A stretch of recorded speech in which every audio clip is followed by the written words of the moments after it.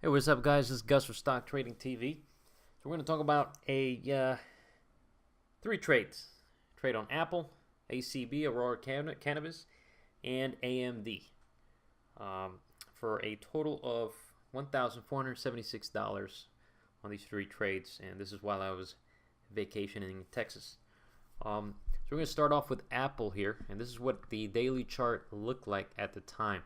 At the time that I saw this, I was scanning through daily charts, and this particular candle here on Apple was right up here testing the 20 SMA.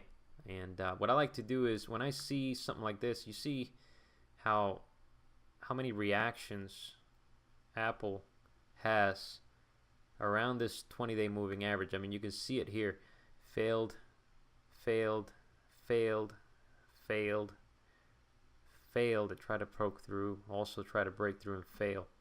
So to me, this gives it the 20 SMA becomes significant, a point of interest, if you will. And I saw the same pattern here form again. You have a failure here, fail, fail, fail. And so immediately what I saw at the time, this candle was green all the way up here. And during that day, the S&P 500 was actually on a decline. It was making lows. So to me, at the time, the odds were on the bear side, and I decided to take a short position here, almost at the top of this. And I was ready for it to break through a little bit, possibly break through. But considering the way the market looked at the time, and let me show you a chart of the S&P 500 at the time. And this is what the S&P 500 looked at the time. It was down day, and Apple was going the opposite direction. So I decided to take a short. At the time, I decided to take 100 shares on this trade. And let me show you where I took the trade. Now, looking at the daily chart, this is where the 20 SMA was hovering on the daily chart. And so let me just pop open the trades, and I went short here at 222.77. And like I said, I was ready for it to overshoot a little bit over 223. And if it did, if it had a big run up, I would just short another 100 shares. So from there, I just let it trade out. Once I saw another fail here, and then finally another try above 223, I was a little bit more confident on the trade, as it's just not holding price. So, and then the S&P, the SPY was making fresh lows. So, and so looking at the rest of the day, I decided to just let it trade out and hold. And if it got down to the bottom of the channel, because if you could see, let me pan over to the 1 hour chart. As you can see, we're trading in a channel, right? Roughly 222, 220, roughly 223, and 215. Whereas being 223 seems to be a lot of buying in here. And if you go back and look at the chart currently, every time it gets to 215. The dip gets bought. It gets bought. It gets bought. I mean, they're accumulating. It is definitely being accumulated at this level. So, anyways, this is the overall trajectory of price here. And so this is where I went short, and I was looking for another test of the bottom of this channel. Just let the stock trade out. Worst case scenario at this point would just be stop at break even. And it's small share size, so I'm not too, I'm not concerned with, I don't have to watch it minute by minute, just let it trade out. And so the rest of the day ensued, I decided to hold it. So this big, red candle, and market was making lows, so I decided to hold it. And the next day, we're looking at this is way early morning, pre-market trading. And what do we get close to the opening? What we got here close to the opening was basically my target. At this point, I see that it made the slight bounce. It tried to sell back off and made it right back up. And as soon as the market opened, I immediately set up an order to cover here, 215.64, which was right around here. You know, the most logical thing would have been just for this thing to bounce right off that support. I mean, you could see previously how it was getting soaked up, and indeed it got soaked up right there. So if we look at it here, took a short, top of the channel, covered bottom of the channel. I've always make it a rule for me to cover, you know, if I'm short, I'm going to cover near clear defined support areas. I'm not going to question it. More often than not, your stocks are going to retrace from those levels. And same token, if I'm long, I'm going to sell just before we hit that resistance level. And sure enough, the stock made a slight bounce. It retested. 215 got defended again. And the rest just went up from there. But this time I had to take a flight out. And I decided to take a small short, 50 shares. And I'll go over that at the end of the video. But that's about it for the trade on Apple. A clearly defined channel.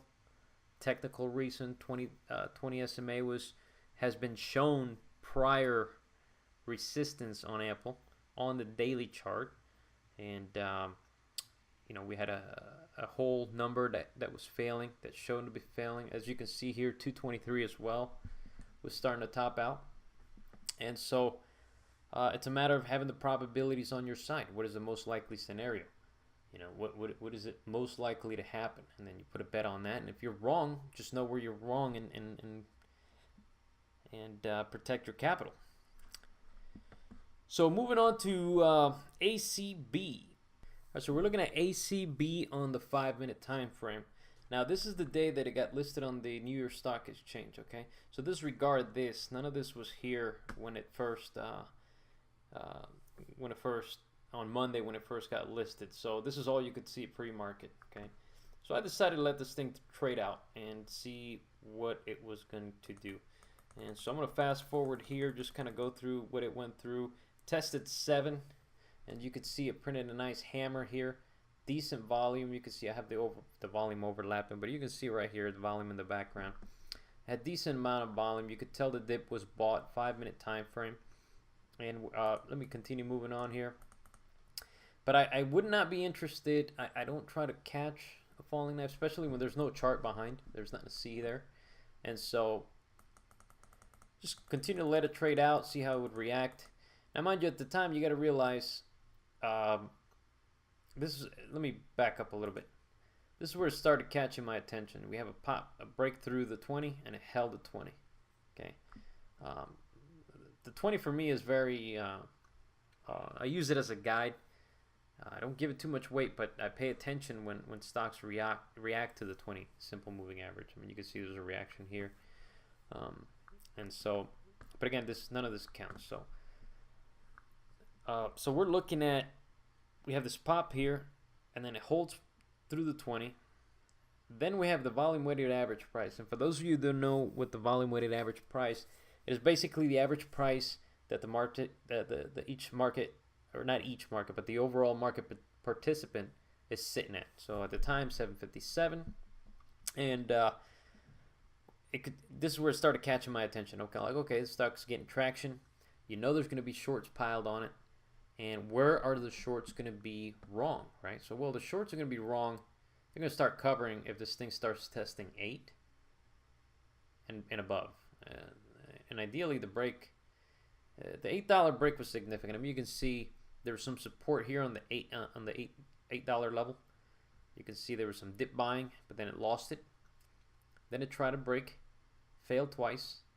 And so this is where I put it on the chart, started watching it. Then we have this big candle here. That's where it caught my attention. So I decided, okay, I'm going to take this on a break of 8 on a feeler trade.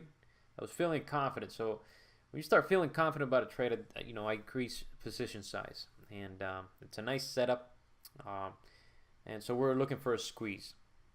And at the time, this is what happens next. I take the trade right here, 801, I believe. Let me pop open the trades. All right, let's see what we got. Might have not been here in this candle, but I know I bought my first batch on a break of 8. Okay, I might have let it just, yeah. Okay, so I let it trade out and see what it would do. So this is where I took my first batch, 1,000 shares at 808. So it was a little late. I probably might have chased it a little bit. We have a test of 8. We have a slight pullback. Moving averages, the 13 EMA is holding, 20 SMA is sloping up. Price action at the time, if you're watching this as the candles going, you could see the volume increase and you can see participation coming in. And so I decided that to add on this trade on the next dip. Now I tried to catch this at 793, but it did not get filled.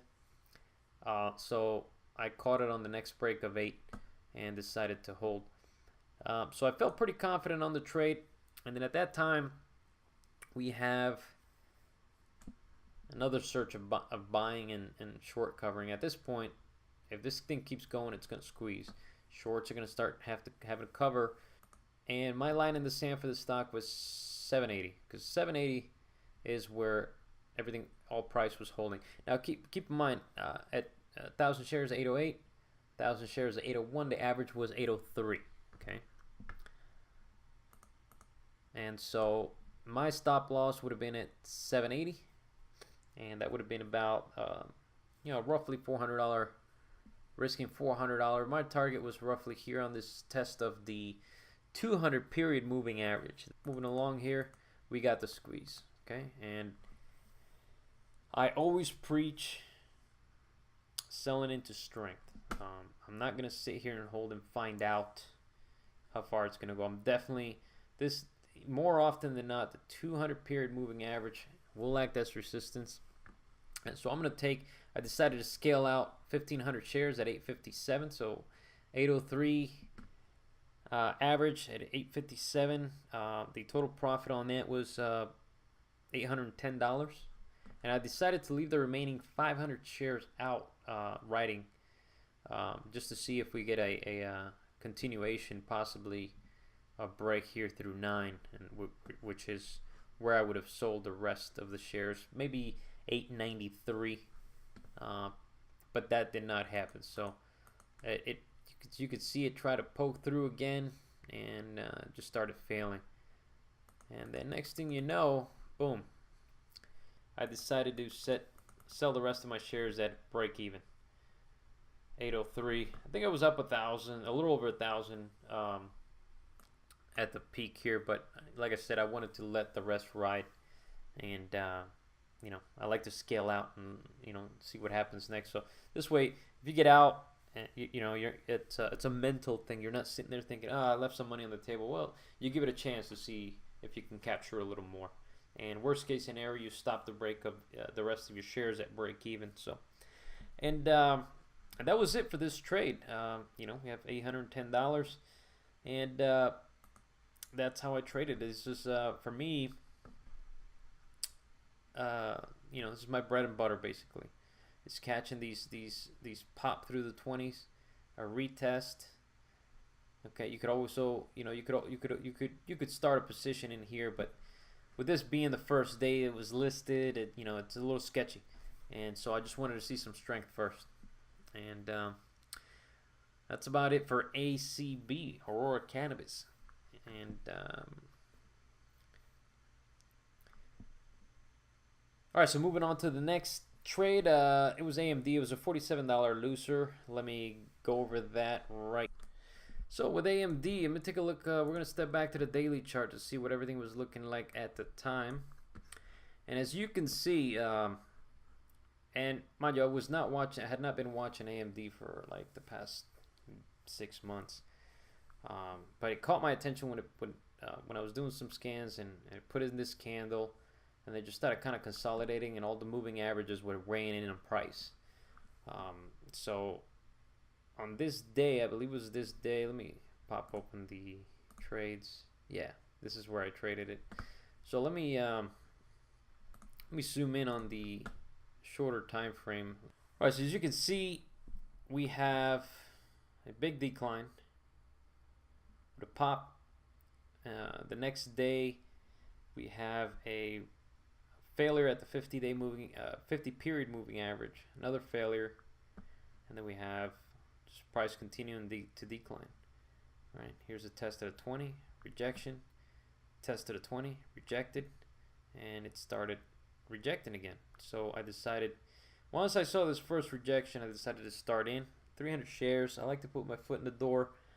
There's a difference between looking at a trade when you have money on the line versus when you don't have money. At least for me, it's a psychological thing. You know, you may see a trade, but once you put the money on the line, it's you view it a little bit differently. And so I decided to usually start a position. And once I saw another rejection at the 20, I decided to add some more. So we're about 700 shares in. And at the time, I'm watching it, and I have a stop roughly, I think my stop would have been like right around here, 25, just a little over 25.30. But it was, you know, it was on 700 shares, and I was looking to swing trade. I was looking to do a swing maybe for a day or two. Hopefully this would pan out at the close, testing the lows, but let's see. So from here on, and let me just zoom in on the 5 minute so that we know exactly what I did here and why I got out. This is where I went short, and you can see also on the 5 minute time frame, this was rejecting the 20, here, here, here. When it opened underneath it, failed. So I took the short, and here's where I covered. The reason why I covered is because the S&P 500 at the time was on a decline, but then it put a big green candle, and I saw that green candle pop through here, and I decided that you know, it's different to see it now, but when you're looking at the price action, you're watching the time and sales go. You can see that 24.50 you know, it was being held. It came up, it held again, and you could just see it did not have what I was looking for as far as a stock that was looking weak. And so I decided to clip it real fast, and it was a $47 loss. You know, I have, you know, a time stop. If it just doesn't, if the price action doesn't look right and it doesn't do what I want it to do by the time that I think it should do it at, then you know, I call it a time stop. And so sure enough, I got out, and then it did this, and continued on upwards. And for me at that time, the trade was done. That was it. You know, protected capital, and that's what it was. Clearly, the rest is hindsight. I mean, you know, the next day it sold off quite a lot, and we all know that today, you know, just yesterday after hours, they had earnings, and then it just continued to crash all the way. You know, so things like this, you don't look back. You know, you don't look back, and you don't say, "Oh man, you know, this is how much I could have made," or anything. The trade is done. Once the trade is done, that's it. You move on to your next trade. There's no dwelling on it. There's no point in dwelling on it. You just move on. And so that was it for these three trades. Grand total on that was $1,476, and that was it. Hope you guys enjoyed the video. I'm a little tired. It's almost midnight here. It's been a long day, so if I rambled on too much, hell, leave it in the comment section. Click subscribe and hit that little bell so you know you get a notification when I put the next video up. And again, as time goes on, I hope to make these videos a little better. And stay safe out there, and hope you guys have a good night.